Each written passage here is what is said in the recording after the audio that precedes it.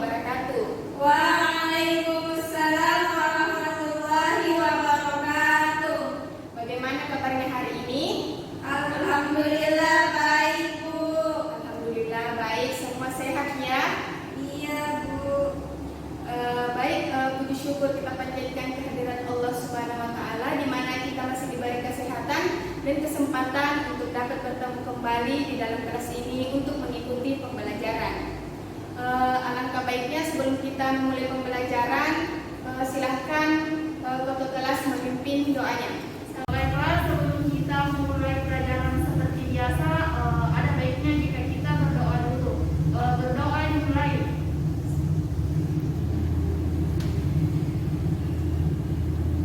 Berdoa selesai. Baik, sebelum kita memulai pembelajaran, Ibu akan memeriksa kehadiran kalian dulu. Isnawati, Hadir, Bu. Bu Asra, Hadir, Bu. Mardana Suherman, Hadir, Bu. Mulia Nur Rahman, Hadir, Bu. Nur Wahida. Hadir, Bu. Baik, alhamdulillah semua hadir ya. Nah, sebelumnya apakah ada yang masih ingat materi pekan lalu? Saya, Bu. Silahkan Risnawati. Sistem endokrin, Bu. Bagus sekali ya jawabannya. Di mana pekan lalu itu kita mempelajari mengenai sistem endokrin. Di mana sistem endokrin ini mempunyai salah satu hormon yang namanya testosteron. Testosteron ini bertanggung jawab terhadap perkembangan karakteristik tubuh pria, meliputi pembentukan penis dan skrotum, di mana kemudian menyebabkan pembentukan kelenjar prostat, vesicula seminalis dan ductus genitalia pada pria. Nah, maka dari itu kita akan mempelajari mengenai sistem reproduksi pada manusia. Nah, sebelum itu Ibu mau tanya, apakah ada dari kalian yang mengetahui apa manfaat kita mempelajari sistem reproduksi ini? Tidak ada, Bu. Nah, tidak ya. Jadi manfaat mempelajari sistem reproduksi ini merupakan suatu proses tubuh untuk membantu perkembangan makhluk hidup, di mana mempelajari sistem reproduksi pada manusia sangat penting karena proses perkembangbiakan erat kaitannya dengan proses pendewasaan kita, di mana hingga dengan melahirkan. Jadi kita perlu mempelajari sistem reproduksi ini agar mengetahui seluk-beluk mengenai tentang proses perkembangbiakan pada manusia. Baik, adapun tujuan pembelajaran kita hari ini yaitu di mana melalui kegiatan pembelajaran dengan pengamatan pada video sistem reproduksi, membaca literatur dan diskusi kelompok, siswa dapat menjelaskan struktur dan fungsi organ reproduksi pada wanita dan pria. Nah, kemudian tujuan yang kedua yaitu melalui kegiatan pembelajaran membaca literatur, mengamati video dan tanya jawab, siswa dapat menguraikan siklus menstruasi dengan tepat. Kemudian tujuan yang ketiga yaitu melalui kegiatan pembelajaran, pengamatan pada video sistem reproduksi, membaca literatur dan diskusi kelompok, siswa dapat menganalisis proses fertilisasi dengan tepat. Nah, kemudian tujuan kita yang terakhir yaitu melalui kegiatan pembelajaran membaca literatur, mengamati video, dan penugasan, siswa dapat mengemukakan kelainan dan gangguan pada organ reproduksi wanita dan pria dengan tepat. Baik, di sini Ibu akan menjelaskan sedikit materi mengenai sistem reproduksi ya, di mana makhluk sebagai makhluk hidup akan melakukan yang namanya reproduksi. Sistem reproduksi merupakan kegiatan perkembangbiakan untuk melahirkan keturunan, di mana ini bertujuan untuk mempertahankan proses keberlangsungan spesies di dunia. Kemudian, organ-organ reproduksi pada pria dan wanita ini, yang pertama ada organ reproduksi pada pria yang memiliki struktur yang meliputi penis, skrotum, testis. Kemudian selain itu, pria juga memiliki organ reproduksi internal yang dikenal sebagai organ tambahan. Nah, organ-organ itu berfungsi untuk membantu proses penyimpanan, produksi dan keluarnya sperma. Organ tersebut antara lain seperti uretra, vas deferens, epididymis, vesicula seminalis, ductus ejaculatorius, dan kelenjar prostat.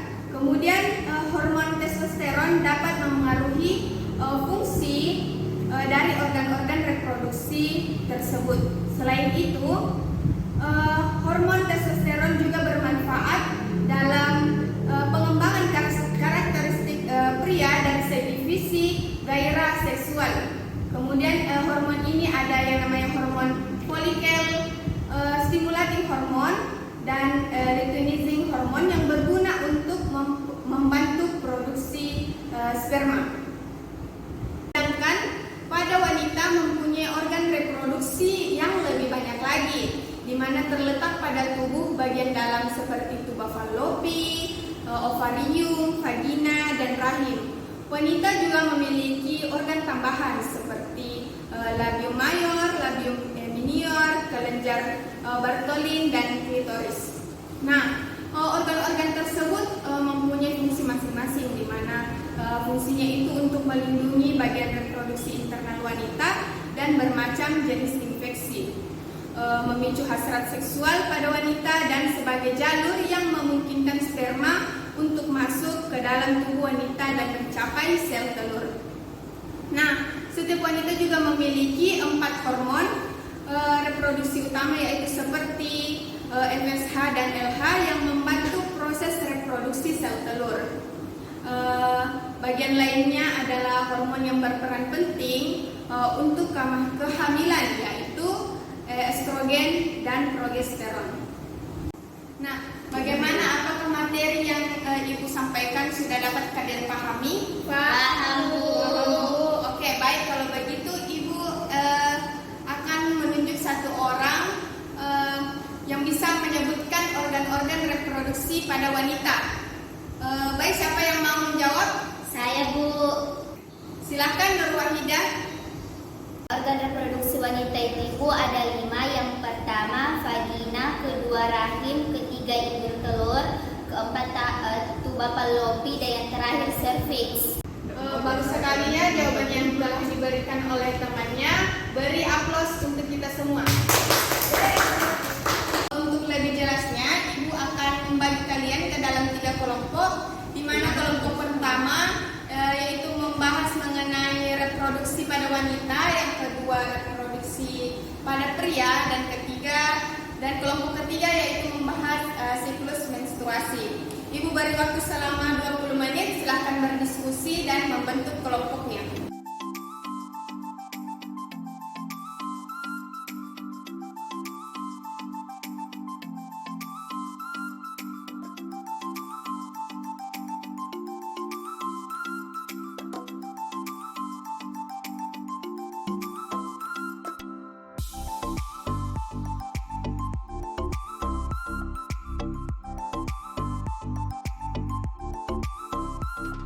Karena waktu diskusi telah selesai, saya persilahkan kepada kelompok 1 mempresentasikan hasil diskusinya. Assalamualaikum warahmatullahi wabarakatuh. Waalaikumsalam warahmatullahi wabarakatuh. Ya, kita di sini kelompok 1 akan mempresentasikan hasil diskusi kami yang beranggotakan Asri Ainul Mardani dan Ikhwana Natsir. Ya, pemateri pertama itu Asri Ainul, saya persilahkan. Baik, langsung saja sistem reproduksi wanita. Yang pertama, vagina. Vagina adalah saluran yang menghubungkan lingkaran luar dan rahim sekaligus tempat mengalirnya darah menstruasi dan saluran keluarnya bayi. Yang kedua, serviks, merupakan struktur rahim bagian bawah yang menyempit dan membuka ke arah vagina. Mungkin itu saja dari kami. Kami kembalikan ke forum. Sampai di sini ada yang ingin ditanyakan? Ya, silakan. Jadi pertanyaan saya yaitu jelaskan bagaimana struktur dari ovum. Baik, saya akan menjawab pertanyaan dari kelompok 2. Jelaskan bagaimana struktur dari ovum. Struktur ovum terdiri dari membran siteler, yang kedua zona pelosfera, dan yang ketiga corona radiata. Mungkin itu jawaban dari kelompok kami. Saya kembalikan ke kelompok 2. Terima kasih atas jawaban yang diberikan. Jawabannya saya terima. Nah, itulah tadi presentasi dari kelompok 1 mengenai organ reproduksi pada wanita. Berikan aplaus kepada temannya. Silakan kelompok 1 kembali ke tempatnya. Terima kasih. Baik, saya persilahkan kepada kelompok 2 yang membahas mengenai organ reproduksi pada pria. Saya persilahkan. Assalamualaikum warahmatullahi wabarakatuh. Waalaikumsalam warahmatullahi wabarakatuh. Baik, kami dari kelompok 2 akan mempresentasikan hasil diskusi kami. Materi pertama akan dibawakan oleh teman saya yaitu saudari Awasa. Kepadanya saya persilakan. Baik, terima kasih atas kesempatan yang telah diberikan oleh moderator. Langsung saja di sini saya akan memaparkan materi sistem reproduksi pada laki-laki. Adapun sistem reproduksi pada laki-laki yang pertama itu ada penis, di mana penis di sini berfungsi sebagai saluran kencing atau urin sekaligus tempat keluarnya sperma. Yang kedua itu ada skrotum, di mana skrotum di sini berperan untuk menjaga suhu testis agar sesuai untuk memproduksi sperma. Pada skrotum ini terdapat 2 buah testis. Mungkin itu saja pemaparan dari saya. Selanjutnya saya kembalikan kepada moderator. Baik, materi berikutnya akan dibawakan oleh saudari Nurwan JS. Kepadanya saya persilakan. Terima kasih kepada moderator. Langsung saja saya akan melanjutkan pemaparan dari rekan kelompok saya, yaitu yang keenam, vesicula seminalis merupakan kelenjar yang menghasilkan zat yang berisi basa atau alkalin, fruktosa atau gula monosakarida, dan protein pembekuan. Pemaparan dari kami saya kembalikan ke moderator. Baik, itulah tadi pemaparan materi dari kelompok kami. Kepada kelompok lain yang ingin bertanya, saya persilahkan. Silakan. Kesempatan yang diberikan kepada saya ingin bertanya pada kelompok 2 tentang sistem reproduksi pada pria, yaitu yang mengapa testis mengerut jika terkena udara dingin. Terima kasih. Pertanyaannya akan saya jawab sendiri, yaitu mengapa testis mengerut jika terkena udara dingin?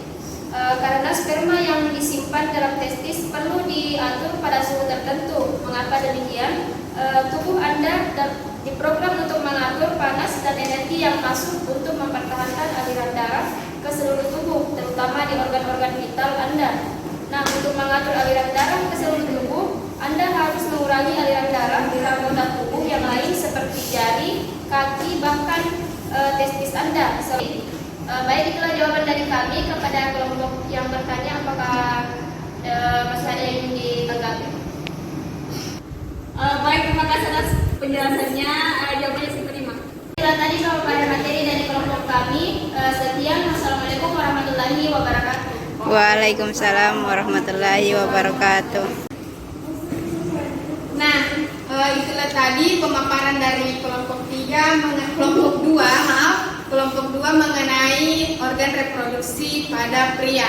Beri aplaus kepada temannya. Saya persilakan kelompok 2 kembali ke tempatnya. Baik, anak-anak, untuk materi terakhir yaitu mengenai siklus menstruasi yang akan disampaikan oleh kelompok 3. Saya persilahkan kepada kelompok 3 mempresentasikan hasil diskusinya.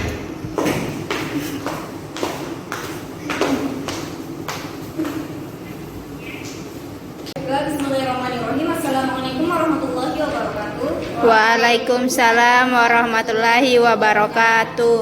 Kami dari kelompok 3 akan mempresentasikan hasil diskusi kami terkait dengan siklus menstruasi, di mana pemateri pertama adalah saudari Radia Lukman. Kepadanya saya persilakan.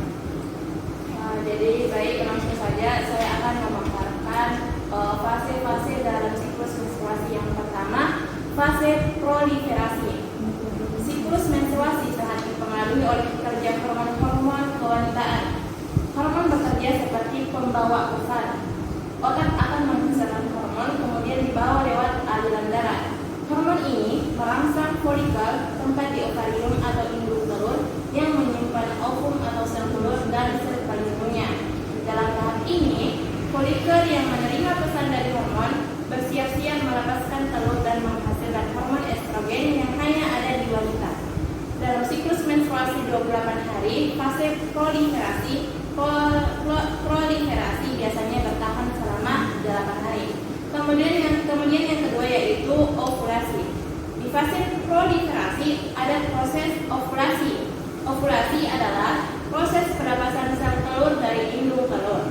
Sel telur akan bergerak ke saluran yang namanya fallopian tube atau tuba fallopi. Sel telur akan menempel di sana dan menunggu dibuahi oleh sel sperma dari laki-laki.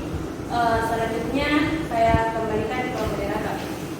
Itulah tadi pemaparan materi dari kelompok kami. Selanjutnya saya buka sesi tanya jawab kepada teman-teman yang kurang memahami materi yang kami paparkan. Saya persilakan untuk mengajukan pertanyaannya.